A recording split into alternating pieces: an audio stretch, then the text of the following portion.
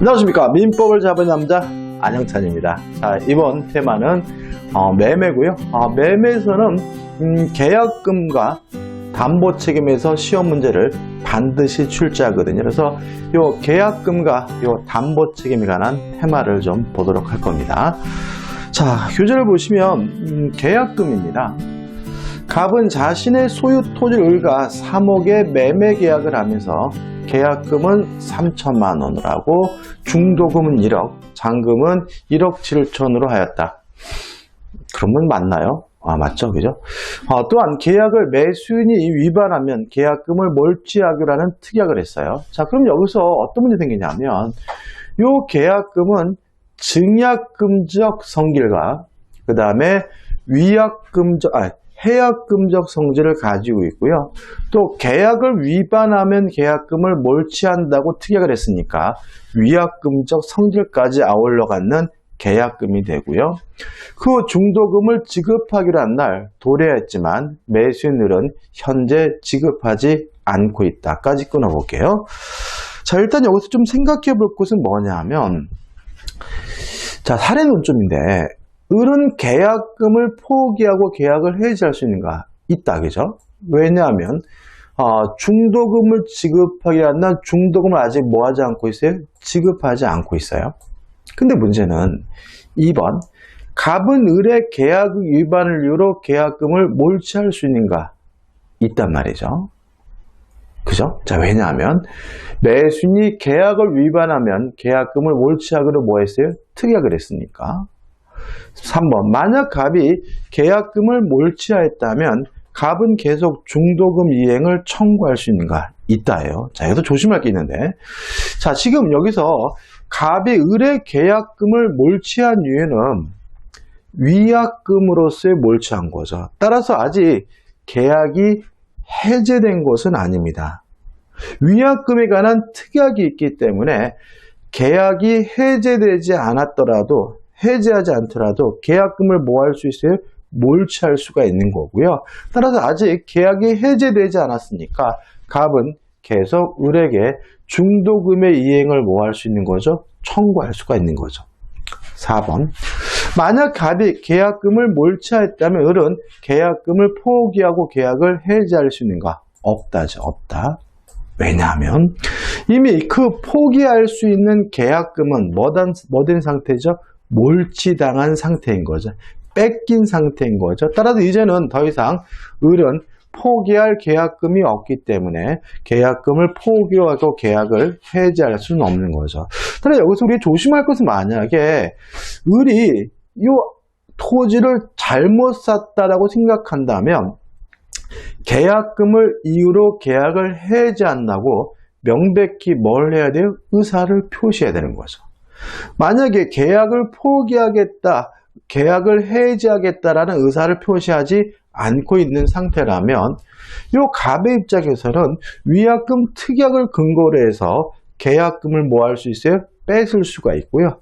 뺏기고 나서는 더 이상 포기할 계약금이 없기 때문에 계약금을 포기하고 계약을 해지할 수 없는 관계가 됨을 좀 조심하셔야 됩니다. 실무적으로도 좀 조심해야 될 사례인 거죠. 자, 해약금입니다.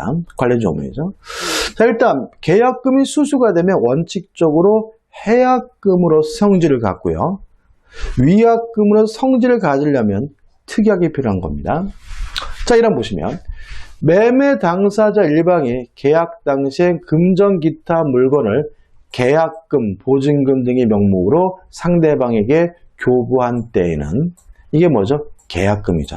당사자 간에 다른 약정이 없는 한, 다른 말로 하면 원칙적으로 당사자 일방 이행이 착수할 때 중도금이 지급되기 전까지 교부자는 이를 포기하고 수령자는 그 배액을 상환하여 매매 계약을 해지할 수가 있는 거죠. 여기서 좀 생각해 볼 것은 뭐냐면 일단 해약금적 성질은 원칙적으로 갖는다. 그래서 별도의 특약이 없더라도 준 사람은 포기하고 받은 사람은 배액을 상환하고 계약을 해지할 수 있는 거고요. 또 언제까지 해지할 수 있냐면 일방이 이행에 착수하기 전까지 해지할 수 있는 거다. 우리 판례에 따른다면 뭐죠? 중도금을 지급받기 전까지 해지할 수가 있는 거고요. 또 계약을 해약금을 이유로 해지하면 계약이 소급해서 무효가 된다는 점은 일반적 해지와 마찬가지지만 이행하기 전이죠. 따라서 원상회복 의무는 발생하지 않는다는 거 꼭 기억해 두시기 바라고요. 이항 551조 계약 해지 또는 해제는 손해배상 청구에 영향을 미치지 않는다는 규정은 전항의 경우 이를 적용하지 않는다는 말은 해약금에 의한 해제는 채무불이행이 아니기 때문에 별도로 추가적으로 손해배상을 청구할 수 없다는 의미가 됨을 주의하시기 바랍니다. 자, 일단 중요 판례가 나오는데 일단 해약금을 이유로 계약을 해지하려면 이행 착수 전이어야 돼요. 다시 말하면 중도금 지급 전까지만 해약금을 이유로 계약을 해지할 수 있거든요. 그럼 결국은 만약에 매수인 입장에서 매도인이 해약금을 이유로 계약을 해지하지 못하도록 막으려면 중도금을 지급하면 돼요. 첫째, 다 줘야 되느냐? 중도금을 전액을 줘야 되느냐? 이 문제에 대해서 우리 판례는 계약 내용에 들어맞는 이행 제공의 정도까지 이래하는 것은 아니라 할 것이고, 그러니까 계약 내용에 들어맞는 이행의 제공의 정도까지 이를 필요가 없다는 말은 중도금을 다 줄 필요는 없다는 얘기죠. 다시 말하면 착수라는 말은 시작이니까 중도금을 일부를 지급하는 것만으로도 이행의 착수, 해약금을 이유로 계약을 해지할 수 없다는 얘기고요. 두 번째, 이행기까지 꼭 기다려야 되느냐? 이 문제에 대해서 우리 판례는 그럴 필요가 없다. 따라서 특별한 사정이 없는 한 그 이행기 전에 이행에 착수할 수도 있다라고 판시하고 있으니까 두 가지 꼭 기억해 두시기 바랍니다. 자, 대표 문제입니다. 을이 갑수의 토지를 매수하면서 위약금에 대한 약정 없이 계약금 3천만 원을 갑에게 지급하였다. 옳은 거죠. 자, 그럼 위약금에 관한 약정이 없으니까 이 계약금은 증약금, 해약금 두 가지 성질을 띠고요.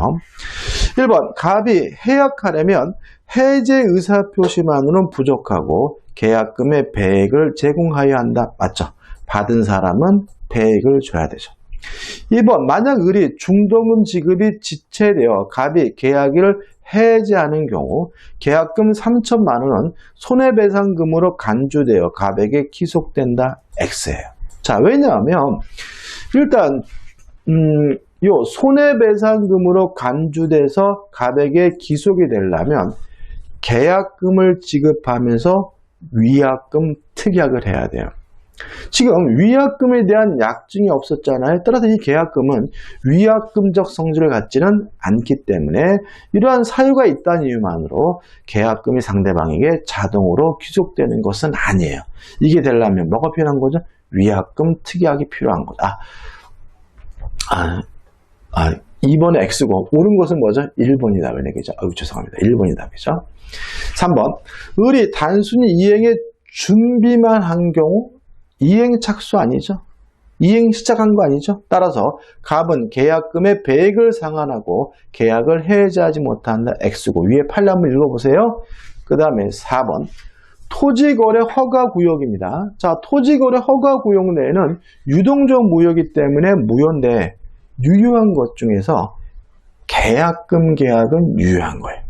따라서 유동적 무효 상태라 하더라도 계약금 계약은 유효하기 때문에 준 사람은 포기하고 받은 사람은 배액을 상환하고 계약을 해지하는 것이 가능하거든요. 따라서 아직 허가 신청하지 않은 상태라면 특별한 사정이 없는 한 갑이 계약금의 배액을 상환하더라도 계약을 해지하지 못한다는 질문은 X가 되는 거죠. 5번, 을이 중도금을 자기압 수표로 교부했어요. 자, 여러분 조심할 것이 우리가 보통 우리 민법책에 나오는 어음 수표할 때 수표는요, 개인적으로 발행하는 수표만을 말합니다. 뭐 가계 수표, 당좌 수표. 자기압 수표는요, 현금으로 이해합니다. 뭐는요? 자기합수표는 법적으로는. 그래서 우리가 어음수표할 때 수표가 꼭 어음과 같이 다니는 이유는 개인적으로 발행한 거기 때문에 어음이나 수표가 성질이 거의 대동소이하기 때문에 그래요.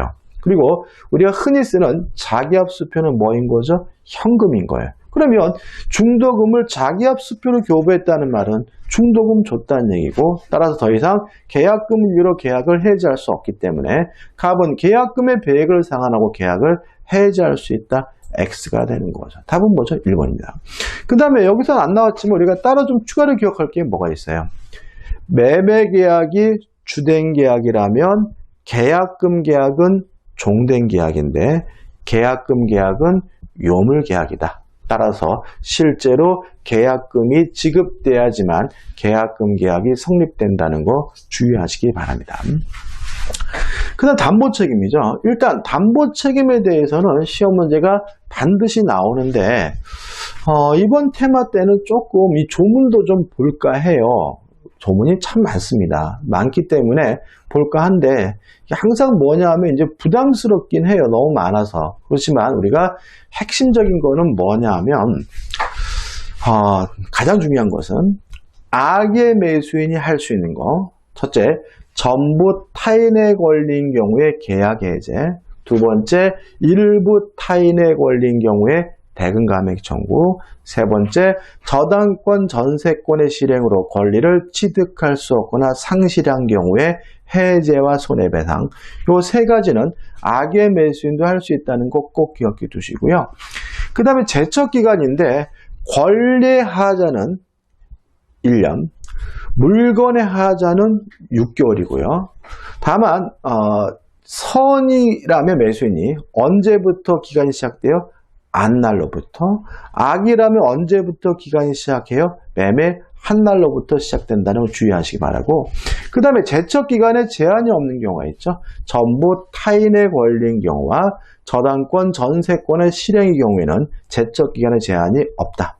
그 다음에 세 번째, 자, 물건의 하자에 대해서는 매수인이 선의이고 무과실효하지만 담보책임 물을 수가 있다. 그죠? 그 다음에 네 번째, 경매죠. 경매에 있어서는 원칙적으로 권리의 하자에 대해서만 담보책임 물을 수 있고 물건의 하자에 대해서는 담보책임 물을 수가 없고요.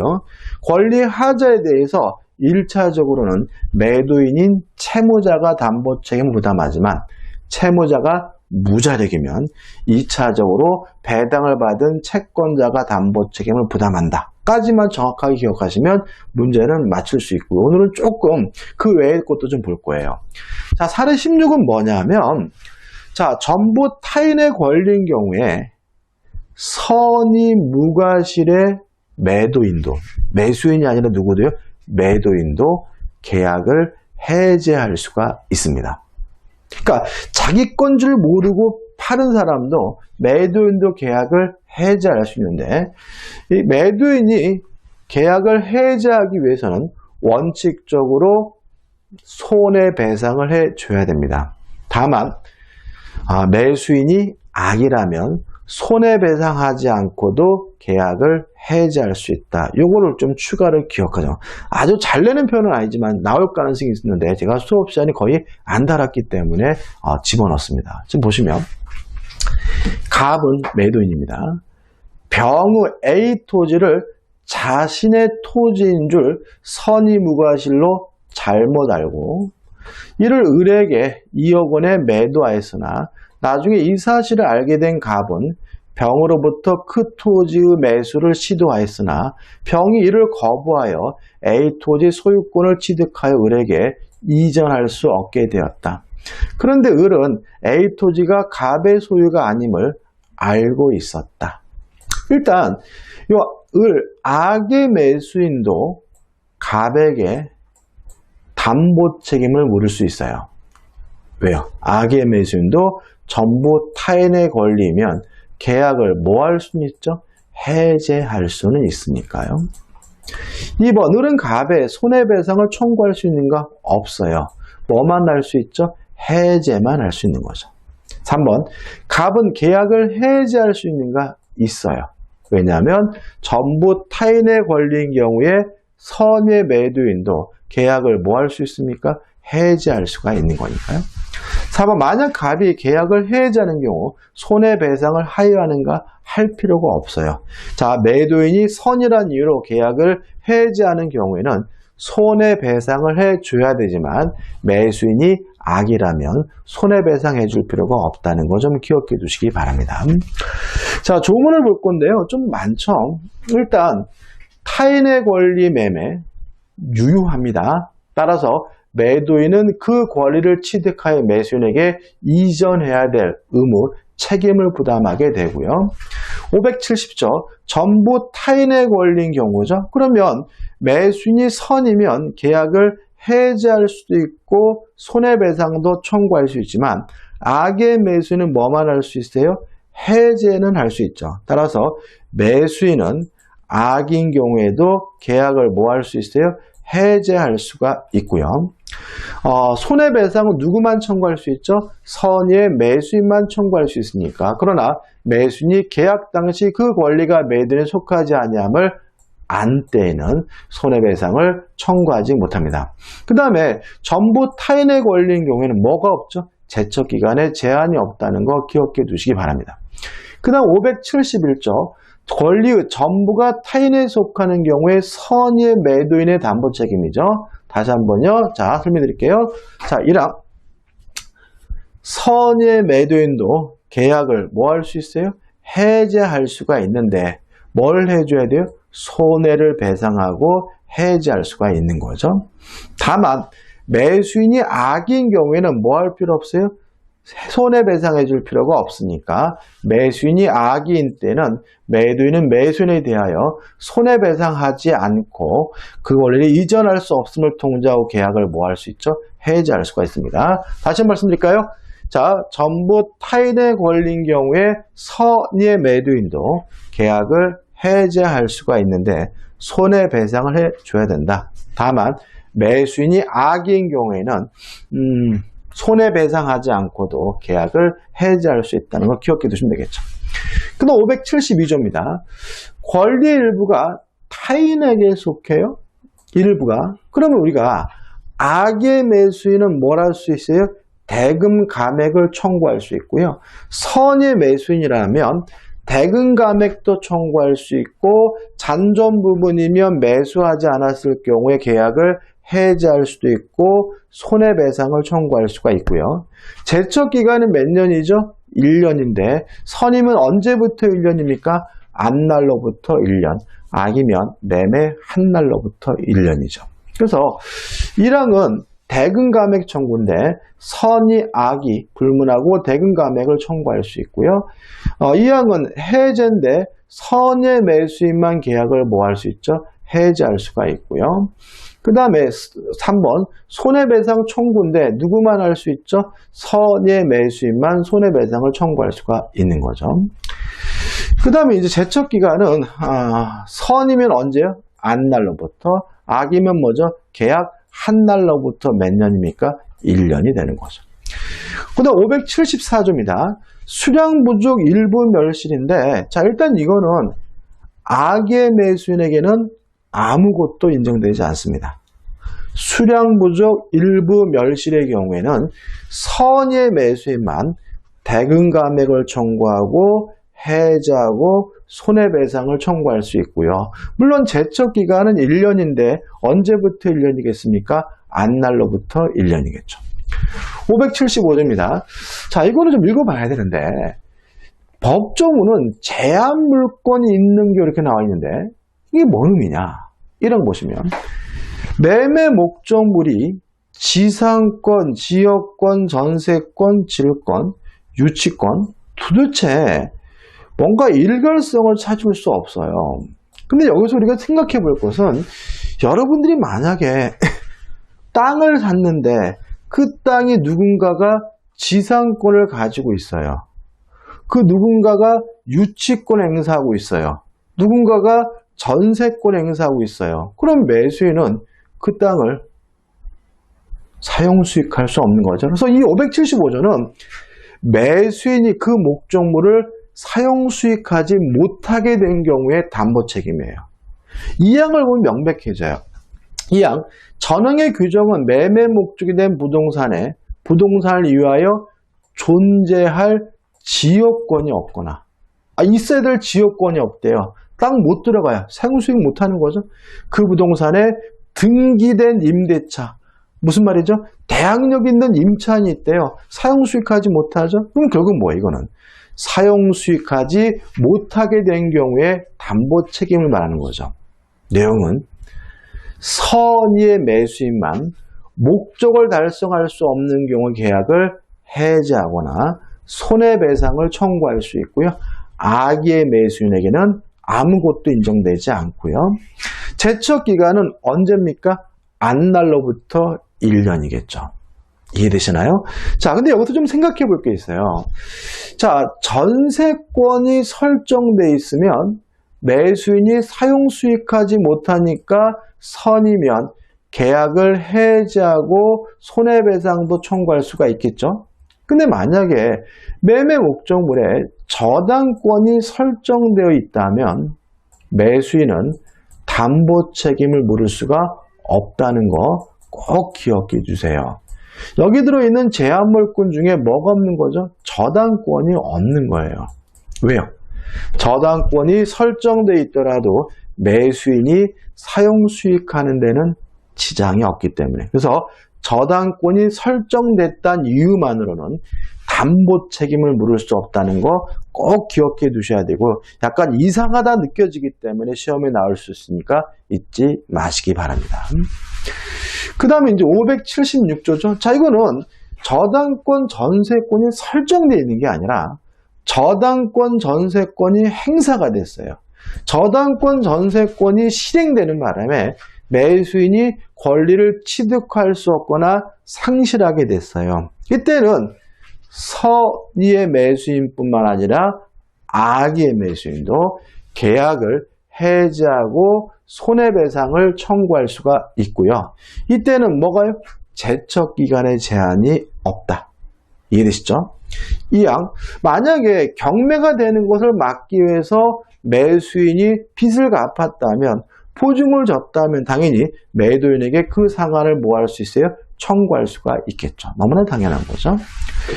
그 다음에 577조 저당권의 목적이 된 지상권 전세권의 매매와 매도인의 담보 책임인데, 이거는 뭐냐면 지금 거래한 것이 소유권이 아니라 지상권 또는 전세권인 경우에도 담보 책임이 인정된다. 이런 의미니까 큰 의미는 없죠. 그 다음 580조입니다. 자, 특정물 하자, 물건의 하자죠. 종류물 매매, 물건의 하자입니다. 또 이것도 읽어보진 않을 건데, 일단 기본적으로 물건의 하자에 대해서 담보 책임을 물으려면 매수인은 선이고 무과실이어야 된다. 따라서 물건의 하자에 대해서 매수인이 선이고 무과실이라면 담보 책임을 물을 수가 있고요. 내용은 계약을 해지하거나 손해배상을 청구할 수가 있어요. 그래서 마지막에 여기 써놨죠. 매수인은 선이 무과실일 것. 따라서 어디 있어요? 제 코성아.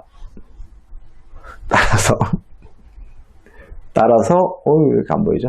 따라서 악의 매수인에게는 아무것도 인정되지 않는다는 거 기억해 두시기 바라고, 그 다음 이 항을 보시면 전항의 규정은 경매 경우에는 적용하지 아니한다라고 되어 있으니까 경매에 있어서는 물건의 하자에 대해서는 담보 책임을 물을 수가 없고요.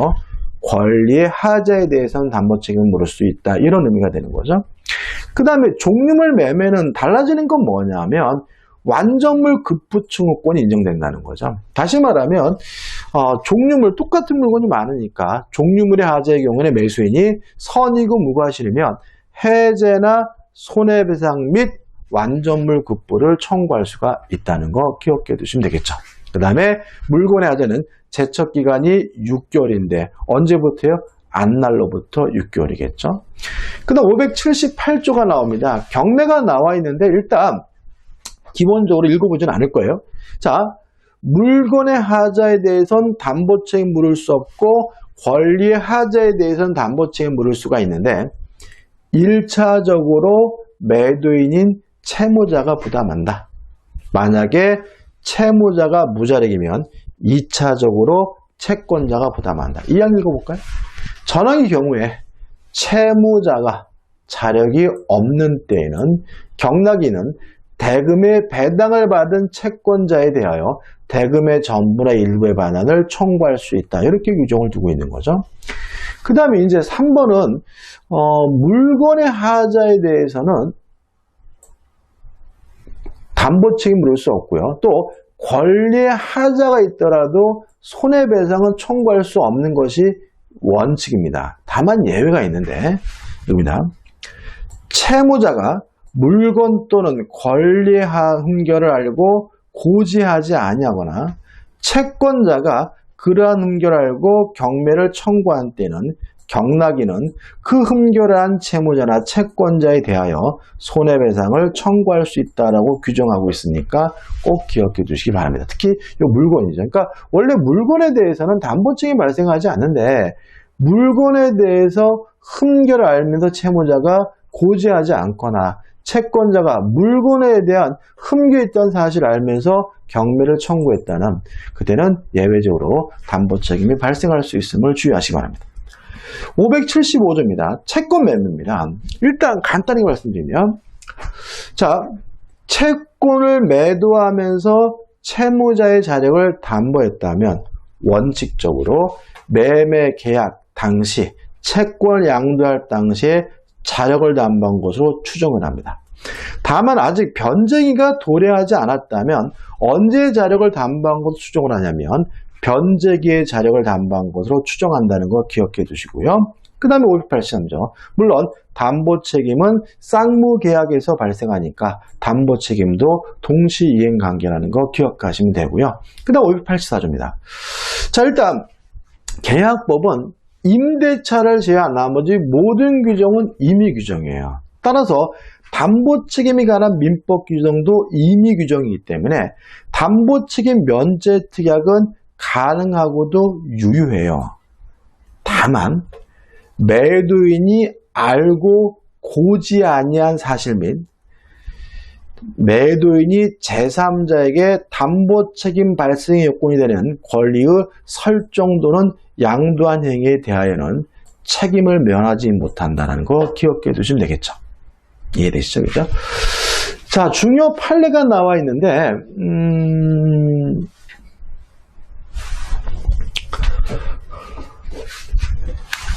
요겁니다. 이거요. 무효. 보이시나요? 무효. 자, 모든 책임은 유효함을 전제하는 거죠. 따라서 매매가 무효면요, 담보 책임 인정되지 않아요. 따라서 경매가 무효인 경우에도 담보 책임이 발생하지 않는다. 우리가 또 했던 건 뭐예요? 뭐 무권 대리니 표현 대리니 이런 걸 따지려면 그 법률행위 자체가 뭐 해야 돼요? 유효해야 된다. 만약에 무효라면 무권 대리인지 표현 대리인지 뭐 하지 않습니까? 따지지 않는다. 꼭 기억해 두시고 모든 책임 무엇을요? 유효함을 정리합니다. 따라서 만약에 경매가 무효라면 담보 책임을 뭐예요? 인정될 여지가 없다. 왜요? 무효면 책임이 발생하지 않으니까. 시험에 참 잘 나옵니다. 자, 대표 문제입니다. 갑을 사이에 토지 1000평의 매매 계약을 성립하였다. 매도인 갑의 담보 책임에 관한 기술 중 틀린 거예요. 1번, 그 토지 전부가 갑의 소유가 아니고 병의 소유래요. 전부 타인에 걸리죠?